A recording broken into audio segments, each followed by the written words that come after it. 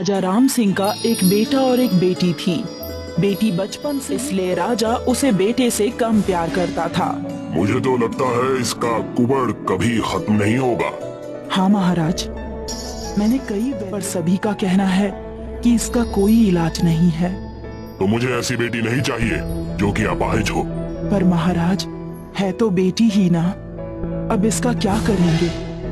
मुझे राज्य को संभालने के लिए एक राजकुमार की जरूरत है, वो दान कर देंगे। पर इस कुबड़ी लड़की का कोई क्या करेगा? ये तो किसी काम की नहीं है। सही कहा, इसे कोई नहीं रखेगा। हम इसे जंगल में। राजा ने अपनी बेटी को बुलाया। बेटा, क्या तुम हमारे साथ जंगल में शिकार पर चलोगी? हाँ पिताजी, मैं आऊंगी। ठीक है, तुम जल्दी से तैयार हो जाओ। आज हम तुम्हें भी अपने साथ लेकर चलेंगे, ठीक है? ठीक है पिताजी, मैं अभी आती हूँ। राजा और राजकुमारी दोनों घोड़े पर बैठकर जंगल के लिए। राजा अपने पास वाले जंगल को छोड़कर बहुत दूर घाटी के पीछे वाले जंगल में राजकुमारी को लेकर गया। पिताजी, हम तो बहुत दूर आ गए हैं। हाँ बेटा, आज हम दूर के जंगल में ही शिकार करेंगे। जंगल में पहुंचने पर राजा ने राजकुमारी को घोड़े से नीचे उतार दिया। मैं थोड़ा आगे जाकर देखता हूँ, कहीं कोई शिकार दिखाई दिया तो फिर तुम यहीं बैठी रहो, ठीक है? ठीक है पिताजी, जल्दी आइएगा। राजा अपने घोड़े पर बैठा और जंगल से बाहर निकलकर बसा गया। मैंने उस मनहूस को जंगल में छोड़ दिया है। अब से हमारा सिर्फ एक ही बेटा है और वही आगे चलकर हमारे राज्य को संभालेगा। अच्छा किया आपने, वैसे भी वो हमारे किसी काम की नहीं थी। चलिए, आप थक गए होंगे, थोड़ा सा। यहाँ जंगल में राजकुमारी राजा के इंतजार में बैठी रही। इंतजार करते करते रात हो गई, पर राजा वापस नहीं आया। कहीं पिताजी पर कोई आफत तो नहीं आ गई? हे भगवान, पिताजी अच्छे से तो होंगे ना? कहीं किसी जानवर ने उन पर हमला तो नहीं कर दिया? मैं खुद ही चलकर देखती हूँ। राजकुमारी जंगल में इधर उधर भटकने लगी। पिताजी, कहाँ हो आप? राजकुमारी ने बहुत आवाज लगाई, पर उसे कहीं भी राजा दिखाई नहीं दिया। वो बहुत निराश हो गई। हे भगवान, पिताजी जहाँ भी हो, उन्हें सुरक्षित रखना। राजकुमारी दिन भर से भूखी थी और भटक भटक कर थक गई थी, और उसे बहुत जोर से नींद भी आ रही थी, इसलिए सो गई। अगले दिन सवेरा हुआ तो राजकुमारी को फिर से भूख लगने लगी। हे भगवान, कहीं कोई फल मिल जाए, बहुत भूख लगी है। राजकुमारी जंगल में अंदर की तरफ चली गई, जहां उसे फल के पेड़ दिखाई दिए। राजकुमारी ने उनसे फल तोड़े और अपनी भूख मिटा ली।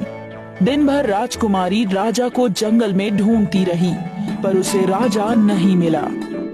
लगता है पिताजी अब वापस नहीं आएंगे। अब मुझे इसी जंगल में रहना पड़ेगा। राजकुमारी ने जंगल में ही रहना शुरू कर दिया। अब वो धीरे धीरे जंगल को ही अपना घर समझने लगी। उसने यहाँ झोपड़ी बना ली और उसमें कुछ खाने पीने की चीजें रखी। एक दिन राजकुमारी को यहाँ पर एक हिरन दिखाई दिया, जिसको किसी ने कई तीर मारे थे। राजकुमारी ने उस हिरन को उठाया और अपने झोपड़े में लेकर गई। जैसे ही हिरन को दवाई लगाई, वो एक आदमी में बदल गया। तुम कौन हो बेटी, और यहाँ इस जंगल में क्या कर रही हो? मेरा नाम राजकुमारी हेमलता है। मैं राजा राम सिंह की बेटी हूँ और इसी जंगल में रहती हूँ। मैं एक जादूगर हूँ और एक ऋषि ने मुझे श्राप देकर हिरण बना दिया था। आज तुमने मेरी जान बचाई है। मैं तुम्हारा बहुत आभारी हूँ, और तुम्हें जब कभी भी मेरी जरूरत पड़े तो मुझे कहना। मैं हमेशा तुम्हारी मदद करूँगा। आज से तुम मेरी बेटी जैसी हो, ठीक है? ठीक है बाबा, आप चाहो तो मेरे घर में रह सकते हो। अब वो जादूगर राजकुमारी हेमलता के साथ रहने लगा। बाबा, मुझे खेलने के लिए कुछ गुड़िया चाहिए। जादूगर हवा में अपने हाथ उठाता है और उसके हाथ में एक खूबसूरत सी गुड़िया आ जाती है। ये लो बेटी, आप बहुत अच्छे हो बाबा। यहाँ जंगल में राजकुमारी इस जादूगर के साथ बहुत खुश रहने लगी। दूसरी तरफ अब राजा और रानी भी खुश थे। अच्छा हुआ उस मनहूस से पीछा छूट गया। अब हमारा सिर्फ एक ही बेटा है। राजा और रानी राजकुमार की हर इच्छा को पूरी करने लगे, जिससे राजकुमार बहुत बिगड़ गया था। बीतने लगा और राजकुमार बड़ा हो गया। अब वो राजा की कोई बात नहीं मानता था। राजकुमार, आप मेरे साथ चलकर एक बार राज्य सही से देख लें। आगे चलकर आप ही को राजा बनना है। लेकिन मैं राजा नहीं बनना चाहता, मैं ऐसे ही ठीक हूँ। आपको जहाँ जाना है चले जाओ। राजकुमार सीधे मुंह राजा से बात तक नहीं करता था और ना ही उनकी इज्जत करता था। एक बार राज्य पर दुश्मन ने हमला किया, पर राजा के पास सैनिकों की कमी थी। राजकुमार, आप भी हमारे साथ लड़ाई में चलिए। मैं किसी से लड़ने नहीं जा रहा हूँ, मुझे अपनी जान प्यारी है। हमारे पास बहुत कम सैनिक हैं और दुश्मन के पास बहुत बड़ी सेना है। अगर तुम नहीं चलोगे तो हम उनसे कैसे जीतेंगे? अरे जिसको जाकर मरना है वो जाकर मरे, मैं कहीं नहीं जा रहा। राजा अकेले ही कुछ सैनिकों को लेकर अपने राज्य को बचाने के लिए राजकुमारी हेमलता को पता चला कि उसके राज्य पर दुश्मनों ने हमला कर दिया है, तो उसने जादूगर से मदद मांगी। बाबा, आप तो जादूगर है ना? क्या आप हमारे राज्य को दुश्मनों से बचा सकते हैं? हाँ बेटा, मैं जरूर बचाऊंगा। जादूगर और राजकुमारी दोनों राजा के पास आए। जादूगर ने अपने जादू से दुश्मन के सैनिकों को मार डाला। आप कौन हैं और हमारी मदद क्यों कर रहे हैं? राजा जी, मैं एक जादूगर हूँ और आपकी बेटी ने मेरी जान बचाई है, इसलिए आपकी बेटी के कहने पर मैं... आपका बहुत बहुत धन्यवाद।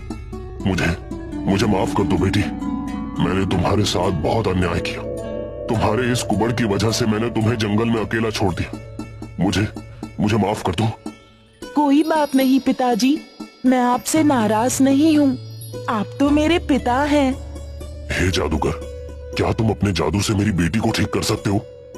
हाँ राजा जी, अभी कर देता हूँ। जादूगर ने कुमारी को ठीक कर दिया। राजा राजकुमारी को लेकर वापस आया और उसने राज्य की राजगद्दी पर राजकुमारी हेमलता को बिठा दिया।